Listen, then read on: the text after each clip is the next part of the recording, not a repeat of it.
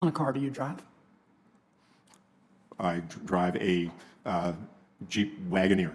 Is it gas or electric? It's gas. Okay. Do you have a gas stove? I do not. Okay. Do you have a heat pump? I do not. You don't? I do not. Oh, okay. How big a house do you live in? I live in a condominium of 853 square feet. Okay. Thank you, Senator Merkley. Senator Kennedy's up next. Thank you, Mr. Chairman. Mr. Doe, as I understand your testimony, you're saying that at some point climate change is going to cause municipal bonds to default. Is that right? No, I would say that they will be under pressure just because there will be increased budgetary concerns. Well, So can they withstand that pressure? I think so. Then Yes. what's the problem? Problem is that there might be a higher interest rate if there are issues that aren't addressed by state and local governments, that if because of, let's just say, in anticipation of extreme weather events. So that you're worried water that is- interest rates will go up?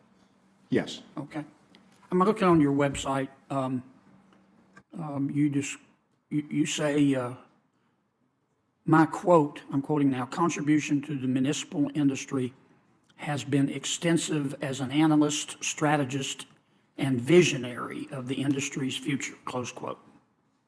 So I want to tap your visionary expertise. At what point do you think climate change is going to cause interest rates on municipal bonds to rise to the point that the interest rates will be prohibitive? When will all this happen?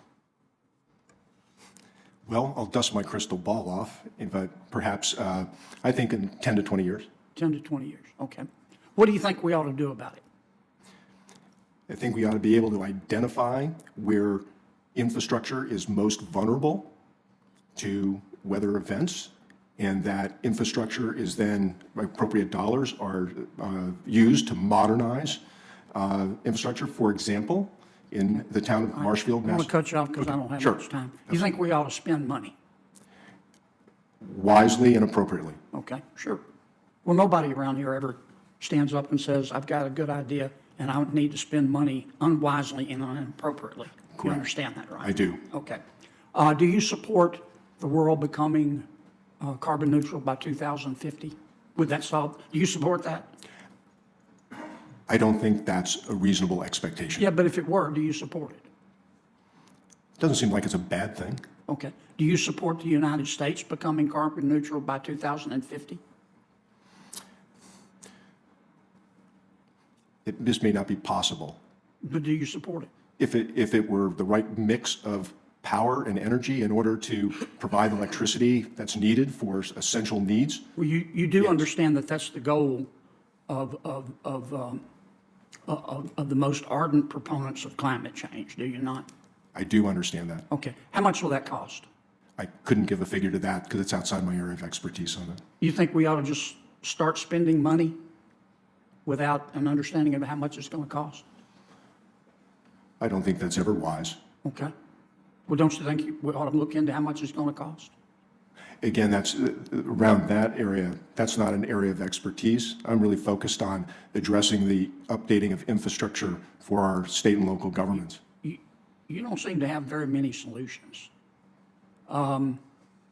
Except what I take away from your testimony is that climate change is going to cause interest rates to rise on municipal bonds, so at some point the cost will become prohibitive, and we need to spend money on infrastructure to stop it. Where do you think this money should come from? I think state and local governments have the capacity to borrow because the rates are significantly low, and there's an opportunity now to do so and be proactive. So you think state and local governments ought to borrow the money? I do. I think they have the capacity to do so. Just out of curiosity, what kind of car do you drive? I drive a Jeep Wagoneer. Is it gas or electric? It's gas. Okay. Do you have a gas stove? I do not. Okay. Do you have a heat pump? I do not. You don't? I do not. Oh, okay. How big a house do you live in? I live in a condominium of 53 square feet. Okay, I'm over. Thank you, Mr. Chairman.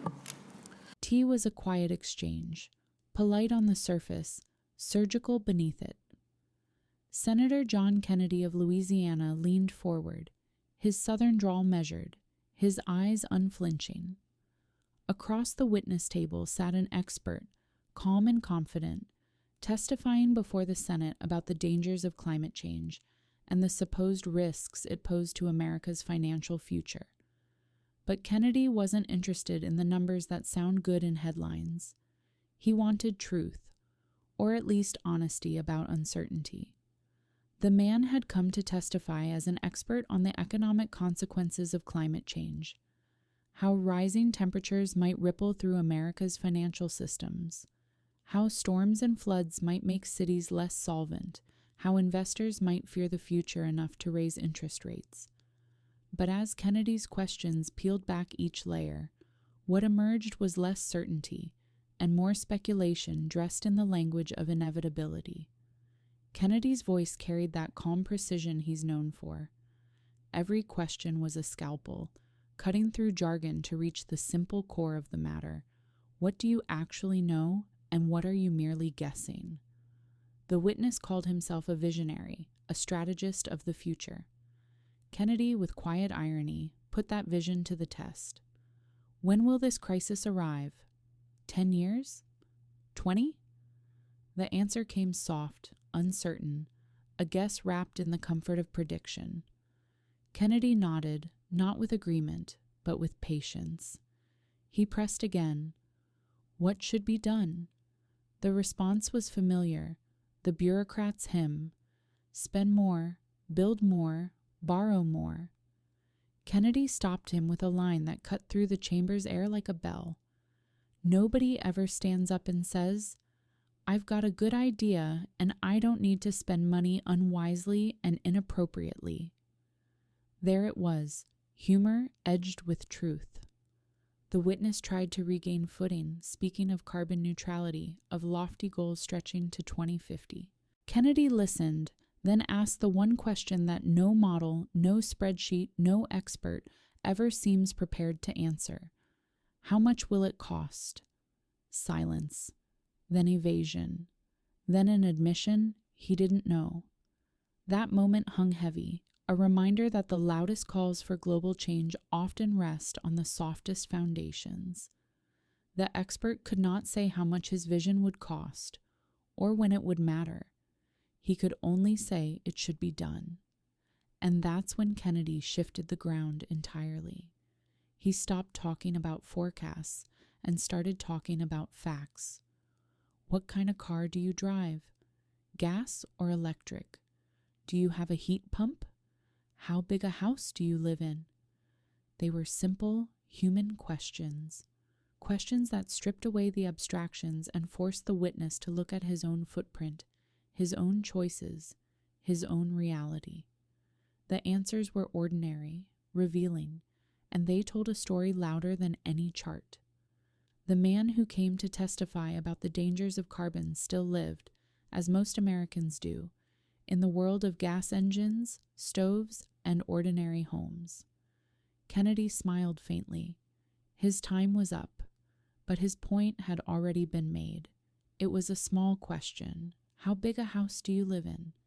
But it landed with the weight of something larger.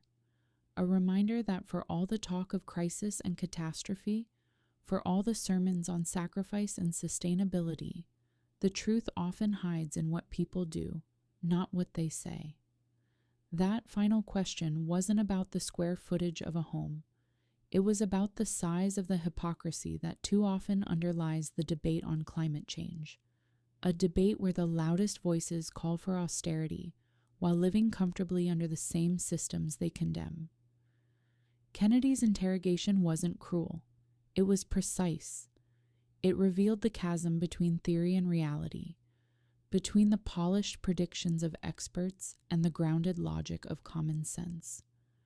In that Senate hearing room, one truth became clear. Policy without accountability is not science, it's faith. And when government begins to act on faith instead of facts, the cost is always paid by the people. For decades, Americans have been told to brace for doomsday, to spend, to borrow, to sacrifice, all for promises that never seem to materialize on schedule. And yet, when pressed for details, the prophets of progress rarely have answers beyond more spending and more control. Kennedy's questions were not designed to mock, but to measure, to see if the confidence of the experts could withstand the weight of their own claims. What he found, once again, was uncertainty, cloaked in credentials, wrapped in rhetoric, but still uncertainty. The American people are not opposed to protecting the planet. They are opposed to being deceived. They want stewardship, not scolding. Innovation, not ideology. Truth, not theater. And as Kennedy's voice faded from the chamber, what remained was not the echo of argument, but the quiet power of skepticism, the reminder that questioning authority is not cynicism, it is duty. In a nation built on reason and freedom, it is not wrong to ask, how much will this cost? It is not wrong to demand proof before surrendering prosperity. It is not wrong to challenge the experts who stand before the Senate and the people, declaring what must be done. Because democracy is not a monologue, it is a conversation. And questions like Kennedy's, uncomfortable as they may be, are the heartbeat of accountability. When politicians promise salvation through spending, when bureaucrats speak in forecasts instead of facts, when experts cannot answer the simplest questions, that is when America most needs its skeptics. And in that room, at that moment, skepticism had a Southern accent and the courage to ask, how big a house do you live in? For truth, for balance, for the defense of common sense in the halls of power. This has been Liberty Congress of USA. Subscribe, stand with us, keep questioning, because liberty depends on it.